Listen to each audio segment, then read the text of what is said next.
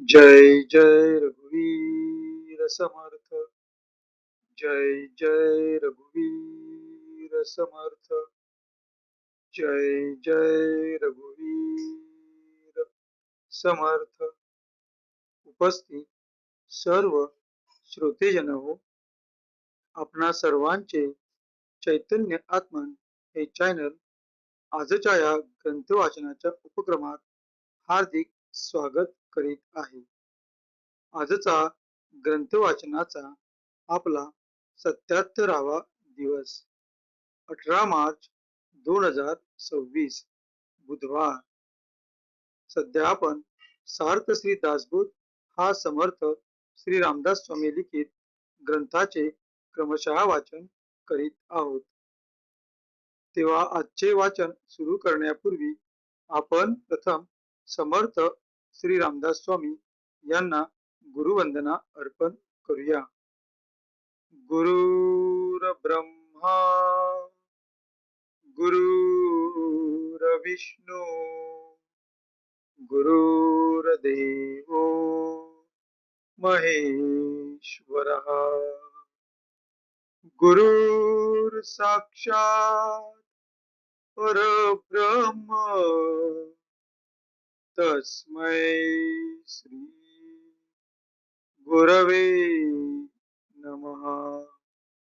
तस्मै श्री गुरवे नमः। तस्मै श्री गुरवे नमः। जय जय रघुवीर समर्थ। आता आपण सार्थ श्री दासबोध या ग्रंथाच्या श्रवणाची फलश्रुती वाचूया। या फलश्रुतीचे वर्णन समर्थ श्री रामदास स्वामी यांनी स्वतः लिहिलेल्या सार्थ श्री दासबोध या ग्रंथातील प्रथम दशकातील प्रथम समासात वर्णिलेली आहे। तर या फलश्रुतीचे आता आपण वाचन करूया। सर्व संशय एकदम नाहीसे होऊन क्रियेमध्ये म्हणजे आचारामध्ये ताबडतोब फरक पडतो। इथे समर्थ श्री रामदास स्वामी यांना आपल्याला सुचवायचे आहे की जो व्यक्ती सार्थ श्री दासबोध या ग्रंथाचे नित्य नियमाने वाचन किंवा श्रवण करील त्या व्यक्तीच्या आचरणामध्ये ताबडतोब फरक पडतो। सायुज्य मुक्तीचे रहस्य कळून येऊन तिच्या प्राप्तीचा सुलभ मार्ग सापडतो। दुसऱ्या बिकट साधनांचे कारण पडत नाही। अज्ञान, दुःख व भ्रांती यांचा नाश होऊन तत्काळ ज्ञानाचा लाभ होतो, अशी या ग्रंथाची फलश्रुती आहे। योग्यांचे परमभाग्य असे वैराग्य अंगामध्ये बांधते। विवेक व चातुर्य यथायोग्य प्राप्त होते। जे कोणी संशयग्रस्त, अवगुणी व अवलक्षणी असतील ते सुलक्षणी, धूर्त, तत्ववेत्ते, चतुर व समयज्ञ असे होतील। आळशी असतील ते उद्योगी होतील। पाप्यांना पश्चाताप होऊन ते शुद्ध होतील आणि भक्ती मार्गाचे निंदक असतील तेही भक्ती मार्गाला वंदन करू लागतील। बद्धांचेच मुमुक्षु होतील व मूर्ख अतिदक्ष होतील। अभक्तांना भक्ती मार्गाच्या योगाने मोक्ष मिळेल। अनेक दोषांचा नाश होऊन पतित असतील तेच पावन होतील। तात्पर्य, हा ग्रंथ नुसता ऐकल्याने प्राण्याला उत्तम गती मिळेल। देहबुद्धीमुळे येणारे अनेक प्रकारचे धोके, संशयाचे अनेक धागे दोरे, संसारातील अनेक उद्वेग हा ग्रंथ ऐकल्याने नाश पावतील। हा ग्रंथ ऐकल्याने अधोगती चुकून मनास विश्रांती व समाधान मिळेल, अशी या ग्रंथाची फलश्रुती आहे. ज्याचा भावार्थ जसा असेल तसे त्याला फळ मिळेल. जय जय रघुवीर समर्थ. ही होती सार्थ श्री दासबोध या ग्रंथाच्या श्रवणाची फलश्रुती. आता आपण ग्रंथाच्या क्रमशः वाचनास सुरुवात करूया. सध्या आपण सार्थ श्री दासबोध या ग्रंथातील तिसऱ्या दशकातील 5व्या समासाचे, ज्याचे नाव आहे सगुण परीक्षा, या समासाचे वाचन करीत आहोत.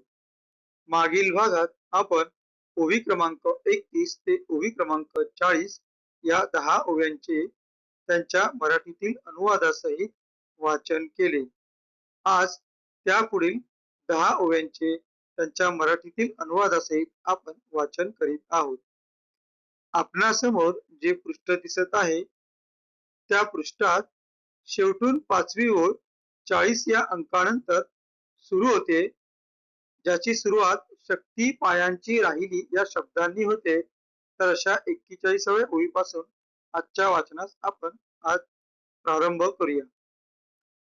शक्ती पायांची राहिली, बैसवेना मुरुकुंडी घाली, बृहती वाजो लागली तोंडाच ऐसी, क्षुधा लागता आवरेना अन्न समयी मिळेना, मिळाले तरी चावेना दात गेले, पित्ते जिरेना अन्न बक्षिताच होय वमन, तैसेची जाये निघोन अपान द्वारे, विष्टा मूत्र आणि बळस भोवता वमने केला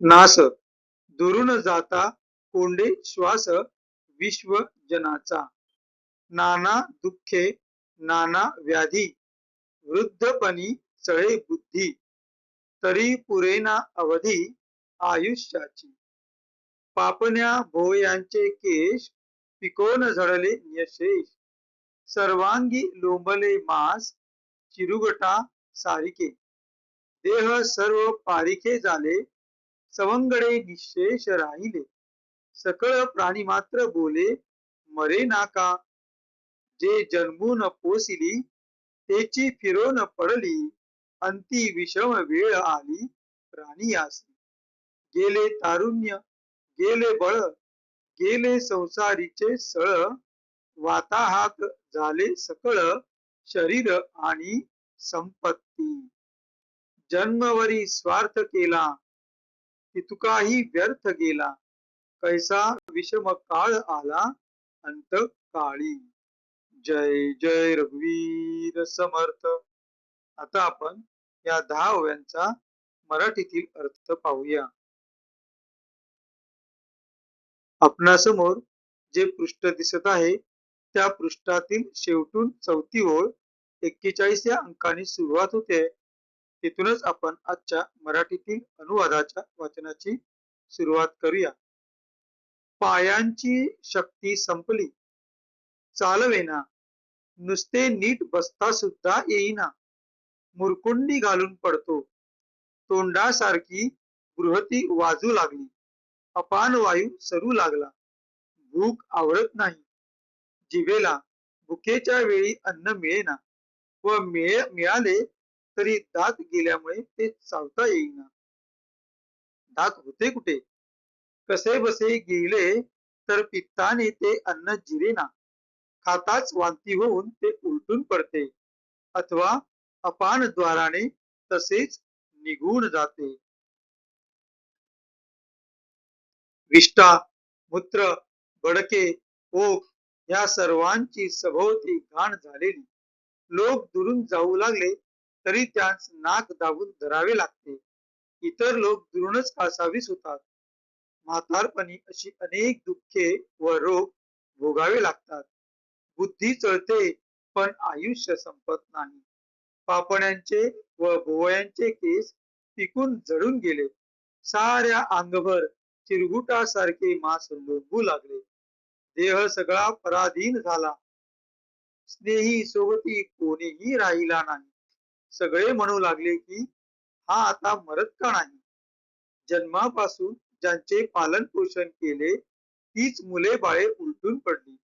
शेवटी त्या प्राण्यावर असा दुर्धर प्रसंग ओढवला. तारुण्य गेले, बळ गेले, संसार करण्याची उकळी जिरली. सर्व वाताहात होऊन शरीर व संपत्ती नाहीशी झाली. जन्मभर माझेपणा धरून माझे माझे करून स्वार्थीपणाने जे मिळविले ते सर्व व्यर्थ गेले. अंतकाळी कसा कठीणपणा आला पहा. जय जय रघुवीर समर्थ. आता आपण कृतज्ञतापूर्वक समर्थ श्री रामदास स्वामी यांना वंदन करून आजच्या या ग्रंथ वाचनाच्या भागाची सांगता करूया. शुकासारिके पूर्ण वैराग्य जाचे वसिष्ठा परी ज्ञान योगेश्वराचे कवी वाल्मिका सारिखा मान्य ऐसा नमस्कार माझा सद्गुरु रामदासा. जय जय रघुवीर समर्थ. उपस्थित सर्व श्रोतेजनांना पुन्हा एकदा नमस्कार, आभार, धन्यवाद. भेटू पुढल्या भागात. जय जय रघुवीर समर्थ.